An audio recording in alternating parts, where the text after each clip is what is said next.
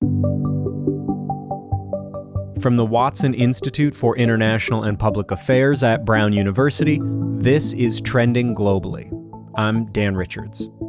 Mexico, like the United States, has a massive gun violence problem. In 2019, almost 70% of the country's 35,000 murders involved firearms. But unlike the United States, Mexico doesn't have tens of thousands of places where you can legally buy firearms in the country. You know how many it does have? They have 2 gun stores. 2 in the whole country? 2 gun stores in the whole country, yes. That's Jusionyte. She's an anthropologist at the Watson Institute and has spent much of the last few years following people whose lives are shaped by guns in Mexico. Guns which, by and large, come from the United States.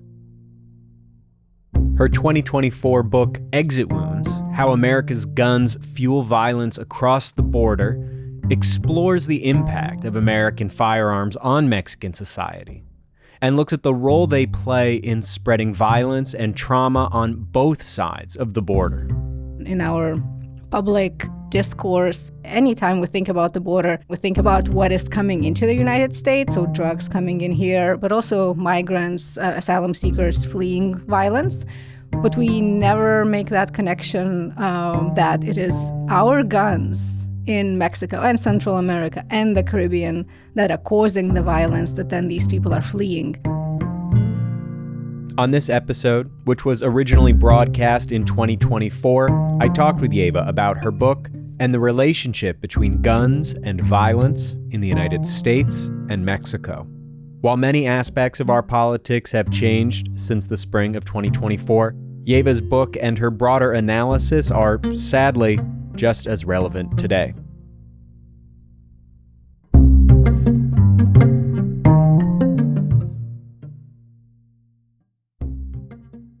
Yeva has studied the U.S.-Mexico border for a long time. Her last book, Threshold, grew out of her time working as an emergency responder on the U.S.-Mexico border.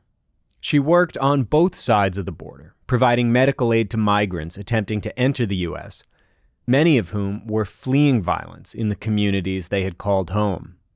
While working this job, she started to notice something. I was crossing the border almost every day. I was both in Mexico and in the United States. And at first, I didn't pay much attention to the signs that said guns and ammunition illegal in Mexico. I kind of just passed through them. They were like billboards? There are billboards on the highways, and then there are when you pass through the port of entry, when like just before you cross that line into Mexico where they might check your passport, there are also like signs that say, don't bring guns. I got interested because when you come into the United States, there are no signs, oh, don't bring guns into the United States. One reason there were so many signs like this was because the two countries, simply put, have very different laws when it comes to firearms. Both Mexico and U.S. Have constitutional right to possess firearms. However, Mexico in early 1970s and 71, they passed this firearms and explosives law that's very strict. So most Mexican civilians can have one handgun for their self-defense to keep it at home. People who are hunters or recreational shooters belong to clubs, hunting clubs, gun clubs. They can have up to 9 rifles or shotguns. They need to register them every year. In other words, these laws are much more strict than in the United States. And that's before you get to the more destructive weapons on sale in America. There are very limited calibers that are allowed, so most of AR-15 type calibers or AK-47, they're restricted for military use, military and police use only in Mexico. The difference in the two countries' gun laws, though, could only partially explain those billboards. And in fact, the laws bring up their own questions. Like, how could a country with such strict gun laws as Mexico have so much gun violence? So Yeva set about trying to understand not only how guns made their way into Mexico, who bought them, who sold them, who was using them, But how do they shape Mexican society more broadly?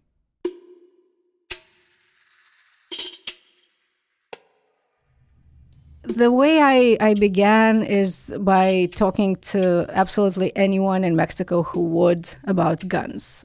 I began with government sources because Mexican government, Mexican military is the only importer and provider of firearms in the country. I started talking to government officials. But from then, I branched out because I wanted to see who are the Mexican civilians who use firearms. I started talking to hunters and going to gun clubs. But Yeva knew that if she really wanted to understand the place guns held in Mexico, she'd need to find her way into another part of Mexican society. Organized crime groups. When I set out to do this research, I wasn't sure I would ever be able to talk to people who were like trained killers, sicarios, and people who were incarcerated for gun-related offenses in Mexico. But I met some journalists, and those journalists took me to some social workers, and those social workers knew people who live in these neighborhoods where gun violence is a big problem in Mexico. And a lot of people never wanted to talk to me. They never trusted me. But then, as anywhere in life, there are some people who are much more willing to share their stories, especially if nobody else wants to listen to their stories. When an ethnographer comes in, it's a good opportunity to recount life events that you can't really tell your family or just share with the public, especially if they involve committing violence. Which brings us to someone we'll call Samara.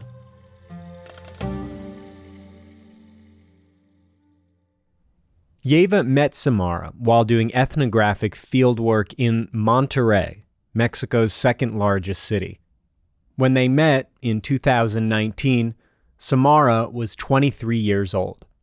They ended up having multiple conversations over several months.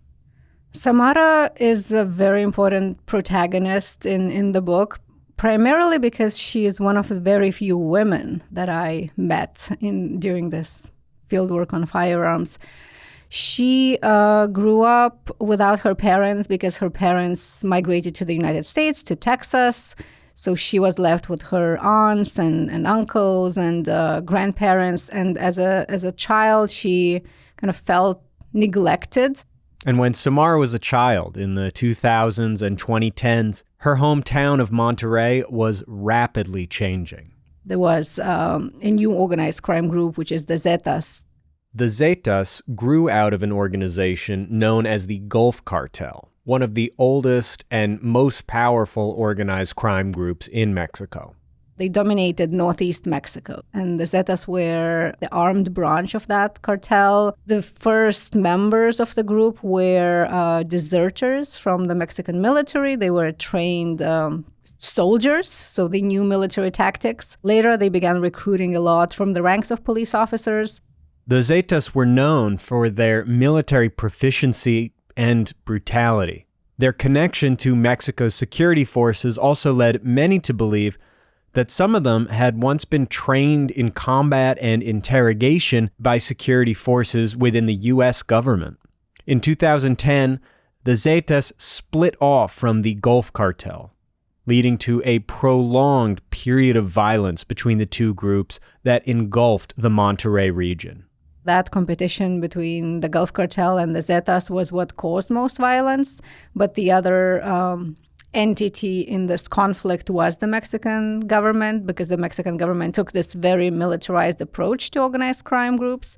They sent in the army, basically, because they couldn't trust the police. As the violence and sense of lawlessness spread in the region, the Zetas, they began co-opting neighborhood gangs and various teenagers. A lot of young guys in their teens become members of these groups. One day in 2009, Samara was taking the trash out of her apartment, and she ran into a group of heavily armed men, some of whom she realized she knew through her cousin. They asked her in a sort of veiled way if she wanted to get involved with the Zetas. She said no. She was 13. A little while later, Samara was walking to her apartment one day, and she passed a group of armed men. A man in the group whistled at her. Samara turned to the man and said, "How dare you?" She basically got into this argument with guys who had guns in her neighborhood. She didn't have to do that. She just stood up for herself. She's a fighter. However, she was no match for a group of armed men. She was abducted. And that began her time with the Zetas. First as a prisoner, then as a member. She was forcefully recruited to be a member of the Zeta. She was taken to a training camp in Tamaulipas, and she learned to use various firearms. The same attitude that got her in trouble with those men seemed to help her climb the ranks of the Zetas. Because she was so stubborn and so strong, I think the male leaders of the organization gave her a chance. There are women who work for organized crime groups. Most of them, well, some of them are forcefully or less forcefully made to engage in like sex work. Others work to collect money, like extortion money. But she was one of the sicarios, basically. She was the one that was carrying a gun, a rifle, and a pistol.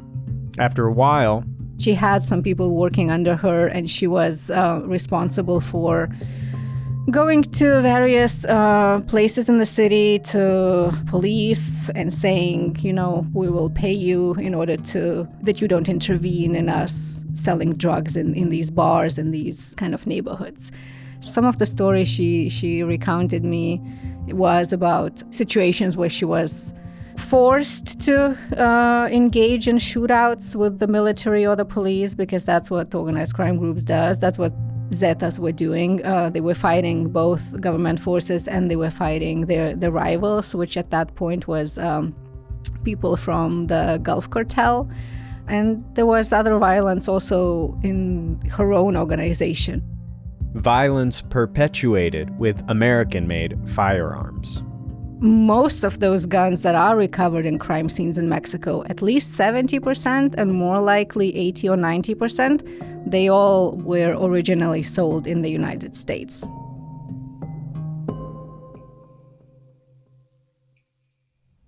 So Samara received these weapons from people in the Zetas organization, but how were they getting them? How are these weapons actually getting into the hands of organized crime groups in Mexico? So it's very compartmentalized. It's not so there is no gun cartel. People who are involved in it don't usually know each other. In the book, Yeva outlines the links in the chain that bring guns from the United States into the hands of people like Samara. It starts in the United States, often with someone being asked to buy a gun for someone else. The person who buys is called the straw buyer, straw purchaser. They usually get only a couple $100 for doing the job. Straw buyers will often have a connection to someone involved in organized crime, but there's no one clear profile of a straw buyer. A lot of these border communities, people have family members on both sides of the border or have relatives. So sometimes a person who is involved in organized crime on the Mexican side, they would have cousins, so they would have a girlfriend in the United States. So often the first people they recruit is somebody close. The stories of the people who became smugglers that I tell, they have a lot in common. So there was this baseball player who got injured, and he had friends and family on both sides of the border, but he couldn't play baseball anymore, and this was just an easy way to make money. Then I write about this person, his pseudonym is Hugo in the book, was a veteran, but he also got injured, and his military career was kind of derailed. He had a family, he couldn't earn enough, and somebody approached him and said, "Oh, would you sell me your rifle?" And there's nothing illegal to do a private sale of the rifle.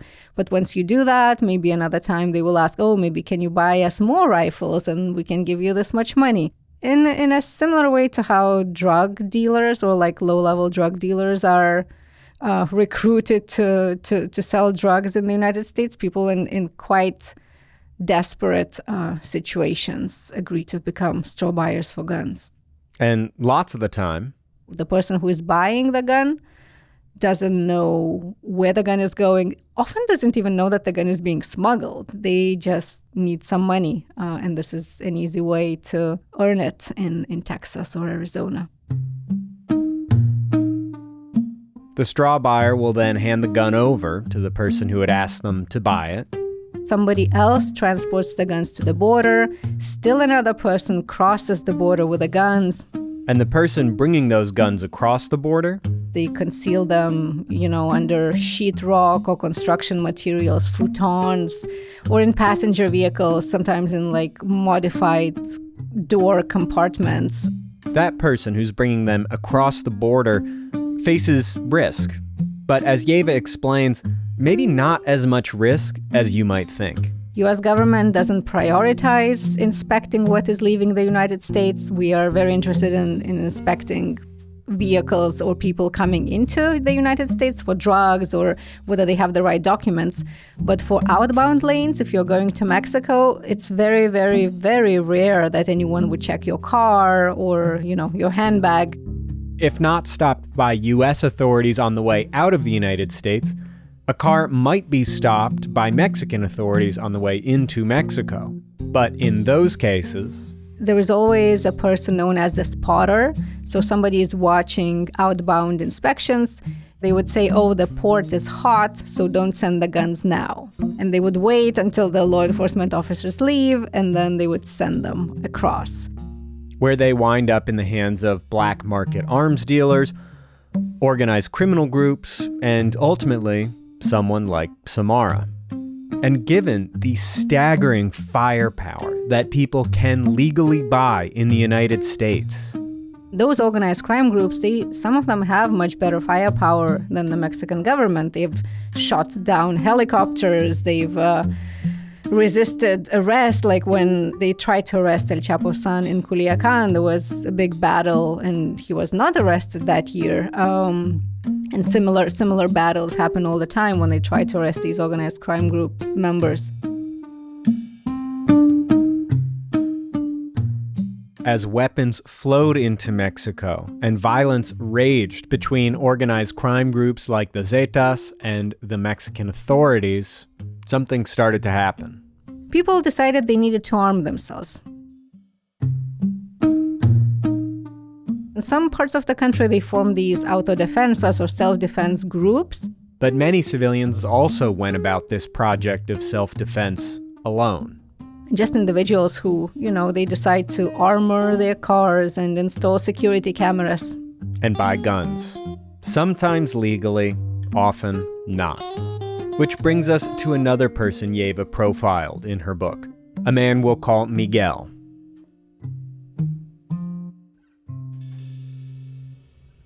So Miguel was the opposite of Samara. Both Miguel and Samara, they grew up in the same city. Samara grew up in one of the poorest neighborhoods of Monterrey, and Miguel grew up and lived in one of the wealthiest municipalities, not only in that part of Mexico, but in all of Mexico. That's where a lot of business is concentrated.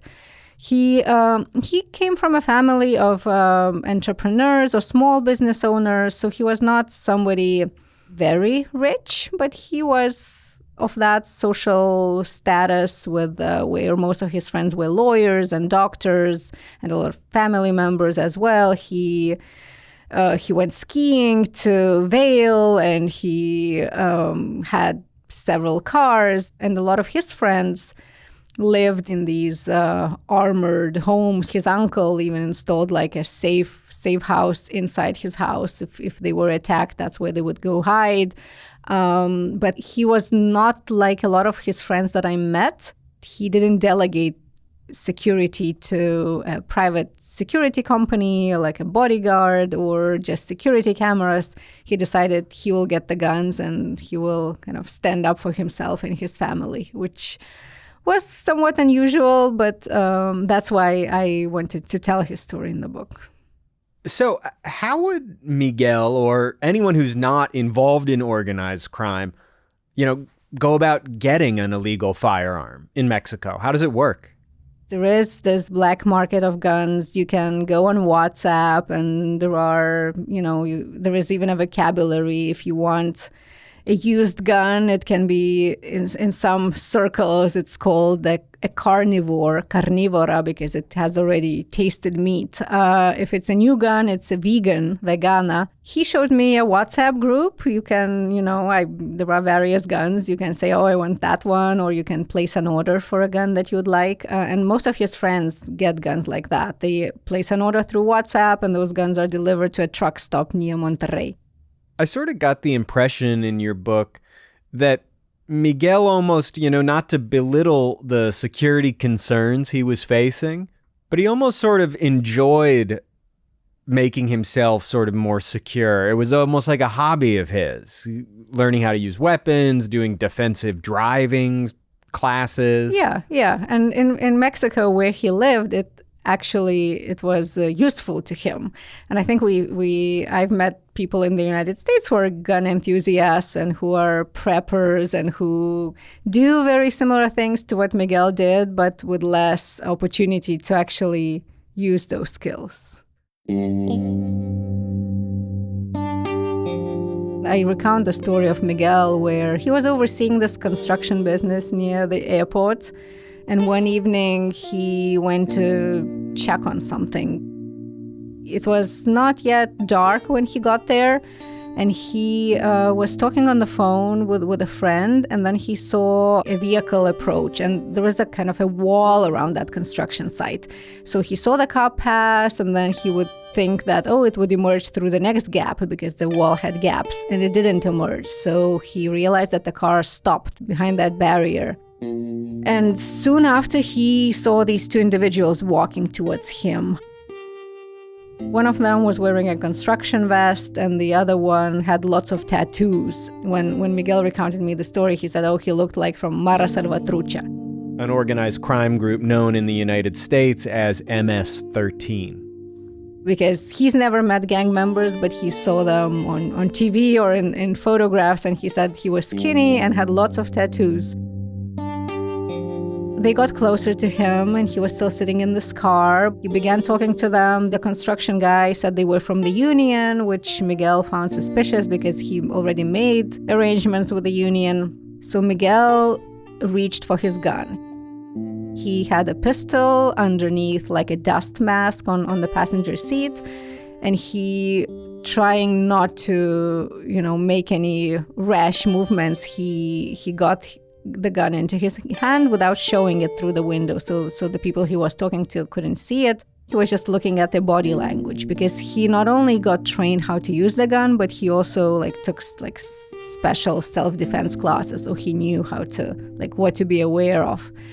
And when one of these individuals that was talking to him kind of started lifting his hand as if going towards his waistline, Miguel pulled his gun and pointed at the guys, and then he sped up, and he didn't stop. And he didn't even have the gun loaded when he did this, but we never know, whether they would have tried to extort him or kidnap him. There's no way to know. That kind of confirmed his choice to always carry the gun with him in the car, even though if he would be stopped by police or the military, he could be charged and imprisoned.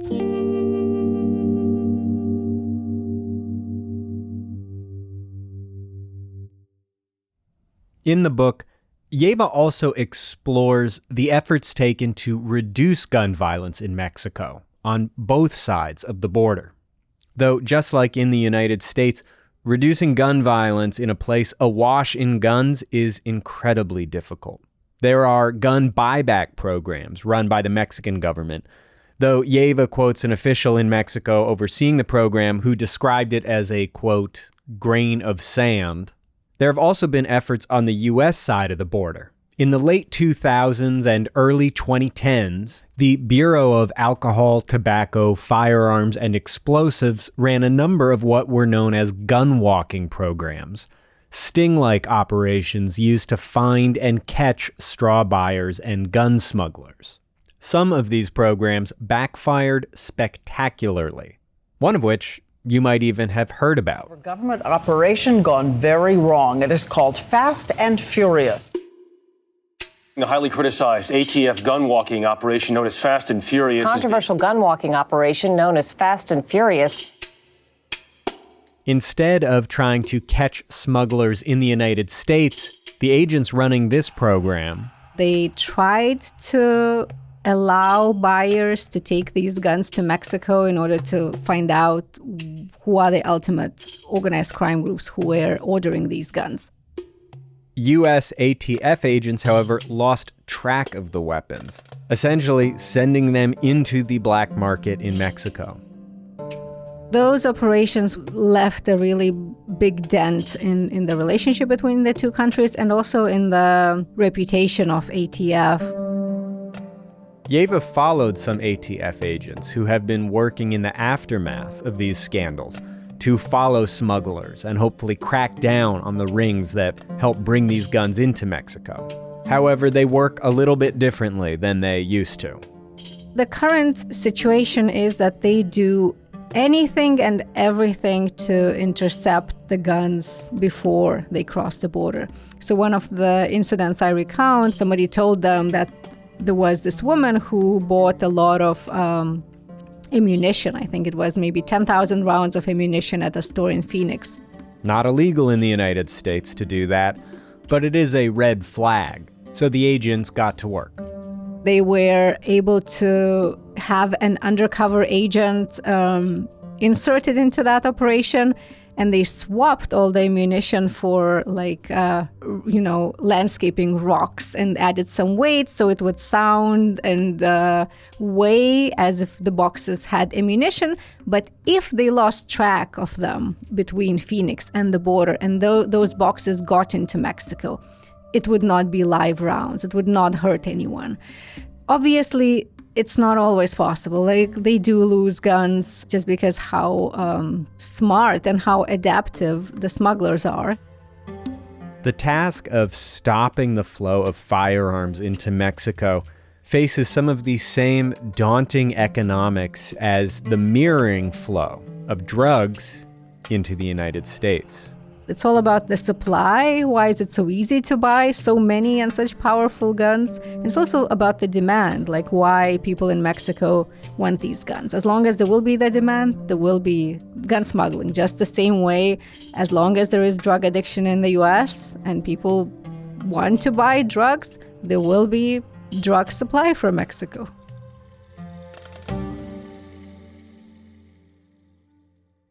So gun buyback programs and the sort of crackdown on smugglers in the United States have not made a huge dent in reducing gun violence in Mexico. One other interesting strategy, though, that you discuss in the book has been a lawsuit filed by the Mexican government against a number of U.S. gun manufacturers. And I wonder if you could just talk about that a little bit.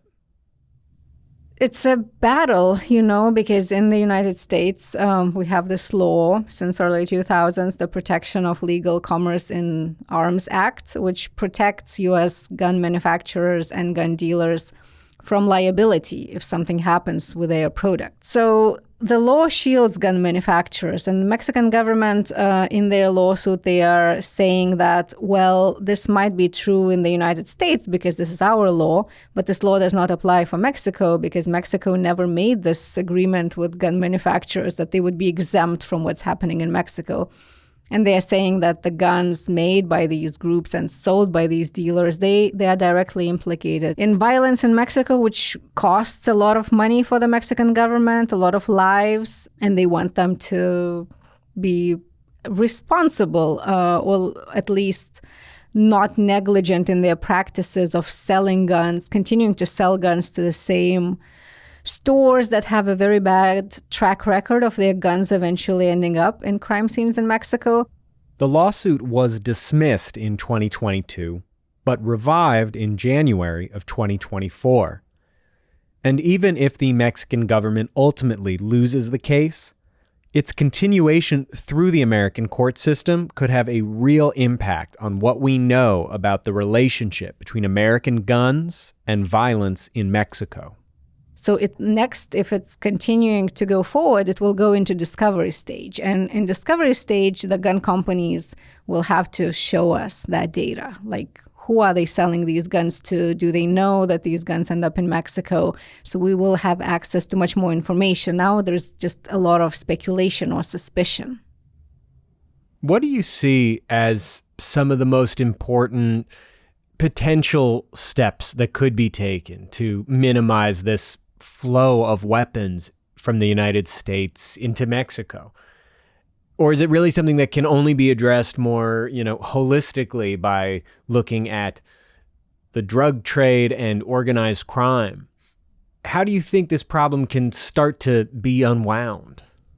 Unfortunately, I think it is such a big mess that we got into with so many failed policies that we won't really be able to change anything significantly without addressing the drug addiction problem, for example, in the United States, or the security situation in Mexico, which would require, strengthening the criminal justice system, making citizens trust the police. Well, that will take a lot of years. But also, like, any little thing we can do in the United States that would increase gun safety would also have benefits in Mexico. So, like, if we had smart guns, for example, so you buy a gun and only the owner can use it, the same way that only you can unlock your cell phone. Well, that would, increase gun safety in the United States. So children wouldn't pick up parents' guns, or thieves would not be interested in stealing guns they cannot use. And it would also reduce their appeal for traffickers. Doing background checks on private sales. Thinking about, like, could we cap the number of guns people would be allowed to buy? Like, do you really need 10 AR-15s in 1 month? If you buy pseudoephedrine, it's, you need to show your driver's license, and you can only buy that much. So how many guns or how much ammunition do we really need to buy is another kind of thing we could consider. But I'm also very hesitant to make the suggestion because of very, very strong evidence that any talk of new gun regulation like that, whether it's assault weapons ban or maybe limiting the number or type of guns people can buy, increases gun sales.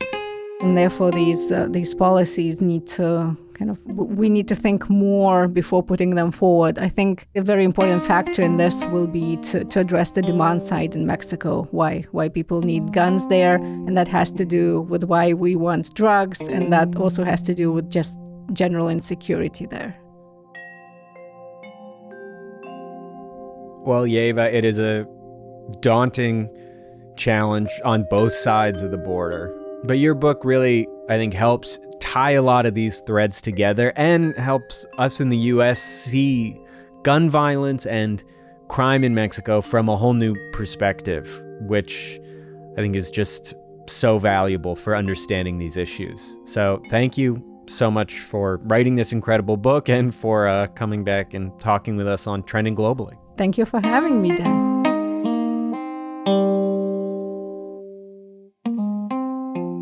Since this episode was first published in 2024, the case Yeva and I discussed, Smith & Wesson Brands Inc. versus Estados Unidos Mexicanos, was put on hold later in 2024 as it awaited a decision in the Supreme Court. The Supreme Court heard the case in early March of this year, and we expect the court's decision by the end of June.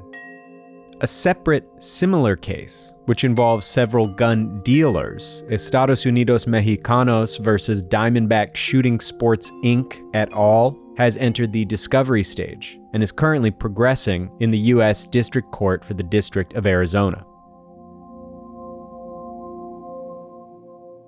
This episode was produced by me, Dan Richards, and Zach Hirsch. It was engineered by Eric Emma. If you like Trending Globally, please leave us a rating and review on Apple Podcasts, Spotify, or wherever you listen. And if you haven't subscribed to Trending Globally, please do that too. If you have any ideas for guests or topics, send us an email at trendingglobally at brown.edu. Again, that is trending globally at brown.edu. We'll be back in 2 weeks with another episode of Trending Globally. Thanks for listening.